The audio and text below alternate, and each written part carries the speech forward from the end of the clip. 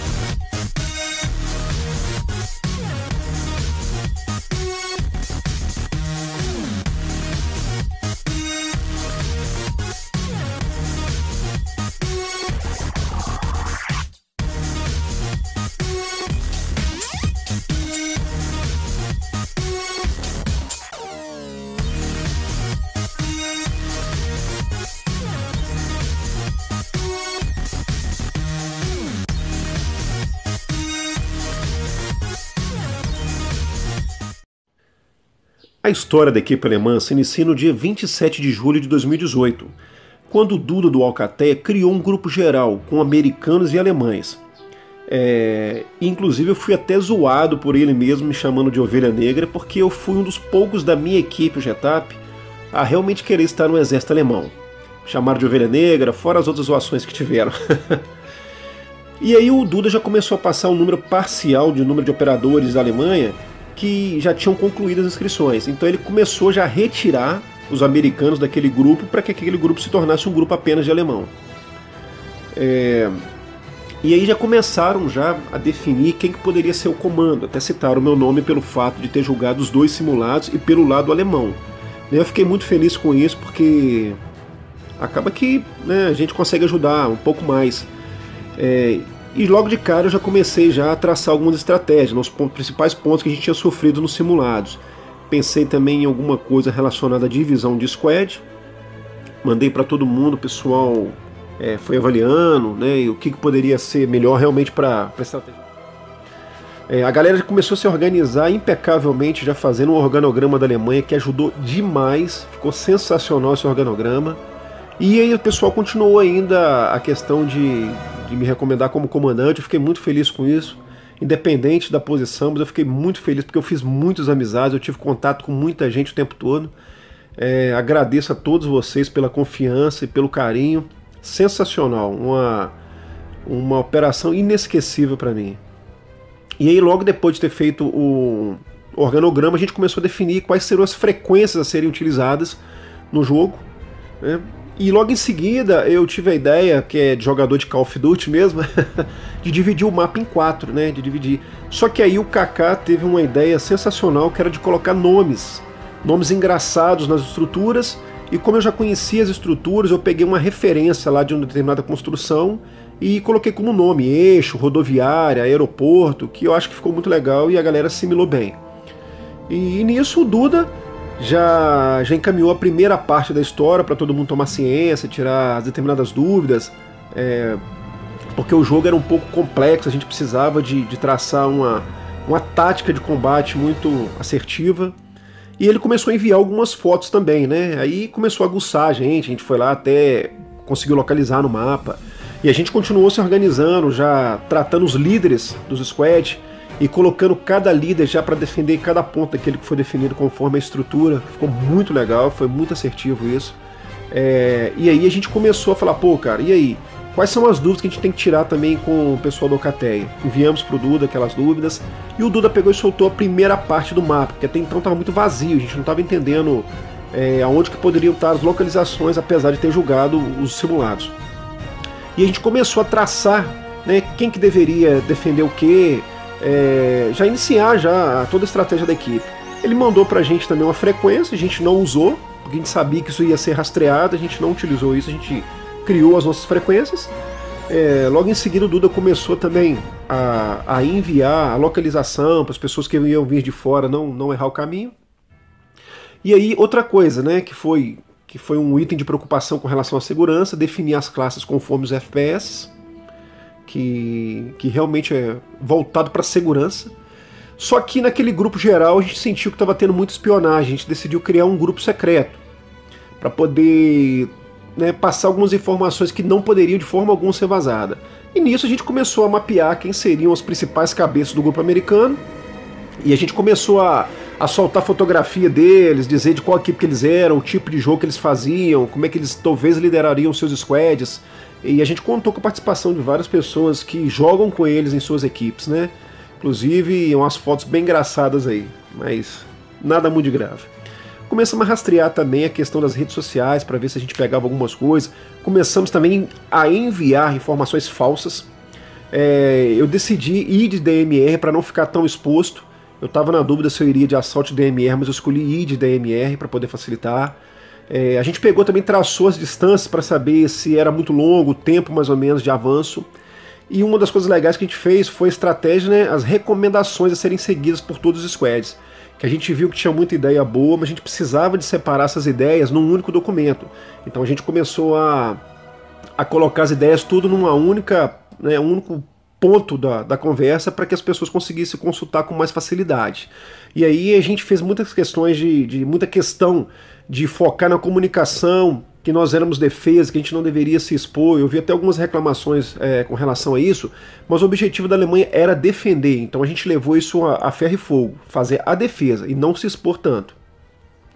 E aí, como o Duda já tinha soltado o mapa, a gente começou a tentar identificar onde que estaria o SYNC, né, porque a gente entendeu que os americanos iriam realmente atacar o SYNC, e o que não aconteceu. Mas a gente já estava pensando bastante em reforçar a localização dele. Mandei uma foto dando uma zoada aí no meu amigo Alan aí, meu amigo de equipe, que por coincidência foi o comandante americano. E a gente partiu também para poder tentar, né, visualizar por onde os americanos iriam nos atacar. E a quantidade de pessoas, né, a quantidade de squad de pessoas que eles colocariam em cada uma dessas entradas. Então a gente simulou várias situações onde que eles poderiam estar atacando a gente, né? Acaba que a gente não tinha muita noção, mas a gente reforçou todos os lados. E aí a gente começou também a traçar como que seria feita a comunicação, porque seria praticamente impossível os líderes, o comando, conversar com 180 operadores. Aí a gente definiu que o líder do squad comunicaria com os comandantes e os líderes comunicariam com os operadores. Nada além disso. E aí também o Duda ofereceu a questão das granadas de fumaça, a gente entendeu que para a área de CQB seria muito importante. E aí a galera já começou a mandar as fotografias, já arrumando os loadout, as armas, pô, sensacional, saudades dessa época aí. E a gente definiu também que a comunicação primária, o cara deveria falar o nome do squad, a localização e se estava em perigo ou não, porque se perdesse a comunicação, a gente em 3 segundos a gente conseguiria entender a situação do squad.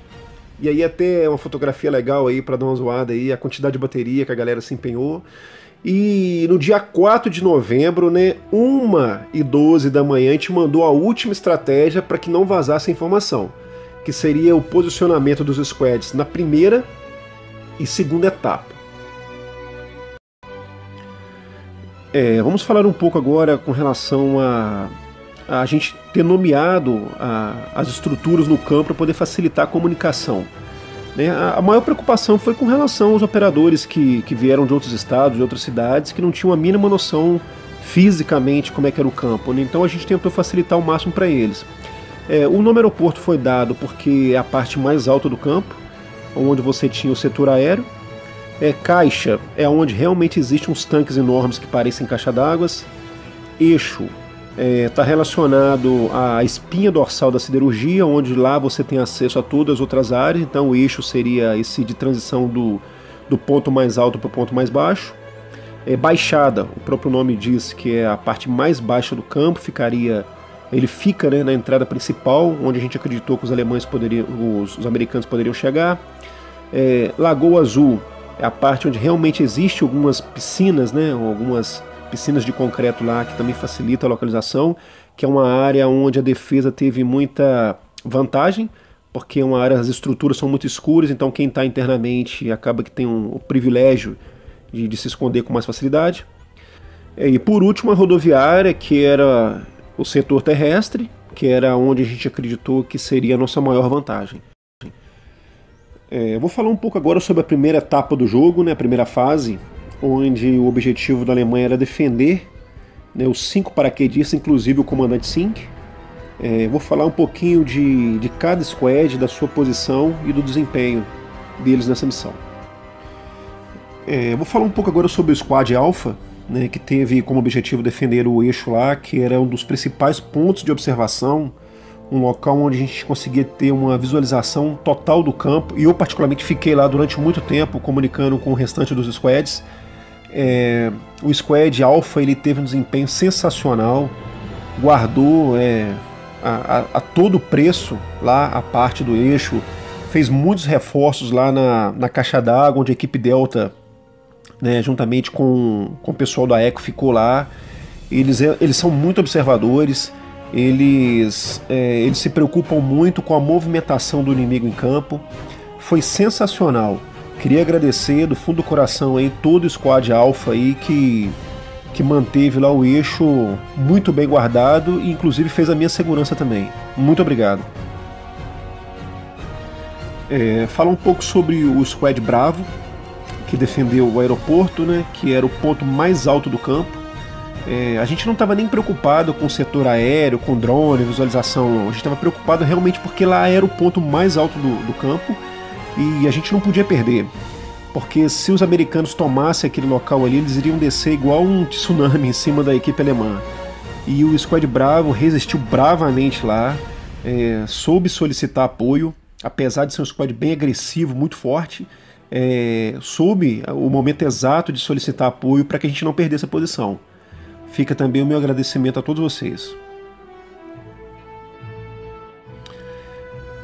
Fala do Charlie agora, que ficou defendendo a Lagoa Azul, que no início da operação eu não acreditei que fosse um dos pontos de maior vulnerabilidade, mas depois eu vi que realmente foi um dos pontos onde teve muito combate. O squad soube aproveitar bastante a questão da área de sombra internamente lá, que traz uma vantagem para a defesa. Foi um dos principais pontos de ataque dos americanos, atrás da rodoviária. Um squad extremamente obediente, extremamente comunicativo, e eles me surpreenderam porque eles tiveram uma ampla visão do jogo.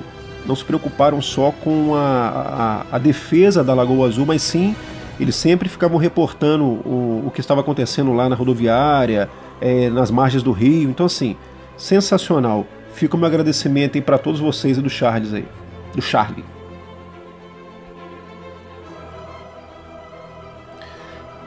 Fala agora um pouco sobre o Squad Delta, né, que ficou na caixa d'água, que por coincidência o comandante Sink estava lá. É um squad também muito observador, um squad muito preocupado com as equipes amigas, com os squads amigos, né, ficou muito preocupado com o Bravo, com Juliette, com o pessoal do hotel, o pessoal do Alpha. Eles são muito aguçados na observação, né, porque eles sabiam que ali poderia ser um dos pontos de mais ataque de americanos, porque fica às margens da 040 juntamente com a portaria principal, e eles estavam no ponto mais alto. Então assim, o squad muito agressivo também, inclusive o comandante, o líder dele falou para mim, falou assim, aqui não vai subir ninguém. Eu fiquei muito feliz com a postura deles em campo, com a agressividade, ao mesmo tempo os caras muito táticos. Então assim, sensacional. Muito obrigado a todos vocês da equipe Delta. Fala agora um pouco sobre a equipe Eco, né, que não tinha uma localização definida. Na verdade a gente acreditou que o comandante Sink poderia estar nesse local do mapa onde eles iniciaram, mas na verdade eles tiveram que se migrar para onde estava o Delta, que era a caixa d'água onde estava o Sink. E eles sinceramente assim, me surpreenderam, porque ninguém chegou no comandante Sink. Ninguém. É claro que eles tiveram um apoio na equipe Delta, a equipe Alpha, que de vez em quando também passeava por lá para poder fazer o reforço, mas eles se mantiveram lá extremamente obedientes. Inclusive uma parte desse squad foi para o setor aéreo. Vocês podem ver no vídeo do GSG9 aí, do Rodrigo aí, que eles sofreram um ataque muito pesado, né? Quando subiu o comboio com o caminhão dos americanos, eles fizeram questão de ir lá para poder ajudar lá no setor aéreo. Então assim, extremamente obedientes, extremamente táticos. Muito obrigado a todos vocês aí do Squad Echo. Vamos falar agora um pouco sobre o Squad Fox, que foi o primeiro squad de apoio que a gente definiu que ficaria na rodoviária, porque a gente acreditava que a rodoviária, que é o setor terrestre, era o maior ponto de vantagem da primeira fase.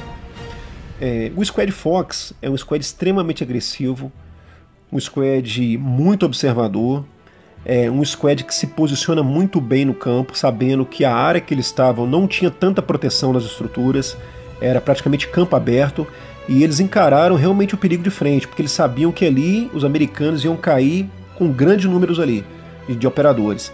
Então assim, fica o meu imenso agradecimento à equipe Fox pelo serviço prestado aí na Airborne 2. Vamos falar um pouquinho agora sobre a equipe Golf, que também ficou na rodoviária para poder defender o setor terrestre.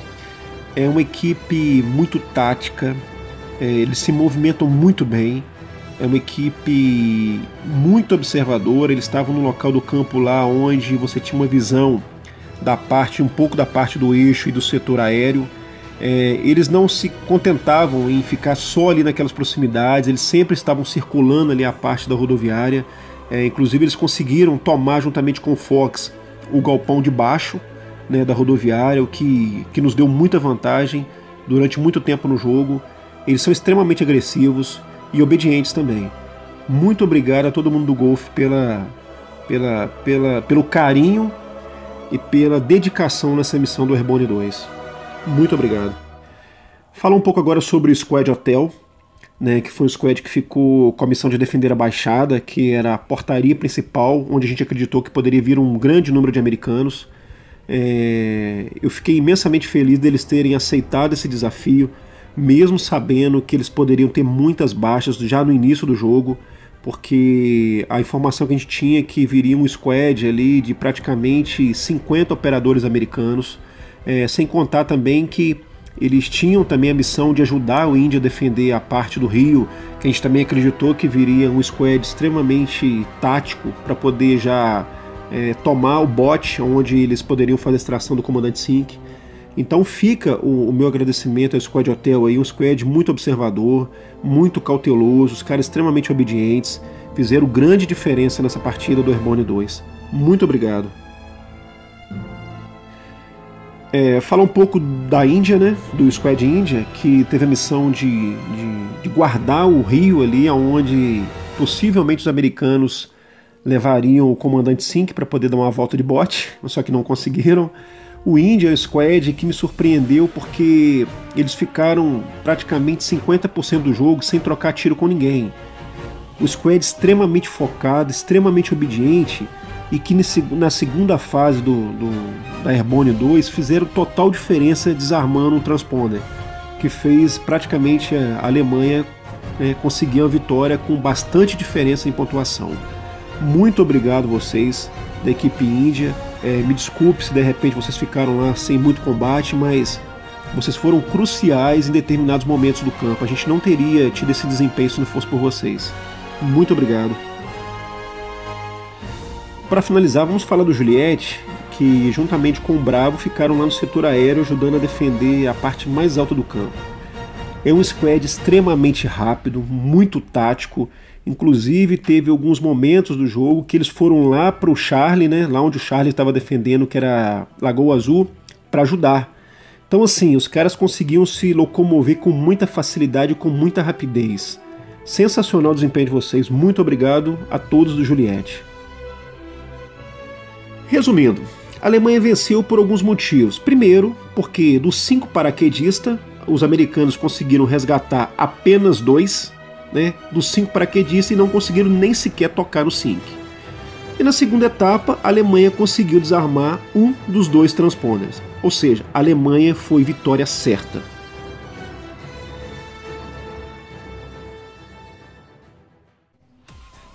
Sensacional esse jogo. A única coisa que eu posso dizer, chupa americanos. Brincadeiras à parte. Como disse o nosso grande amigo fuzileiro Sniper, no esporte, no airsoft, não tem quem ganha, só tem quem perde. E perde quem não joga. Isso aí, galera. Fiquem com Deus, até a próxima e a gente se vê.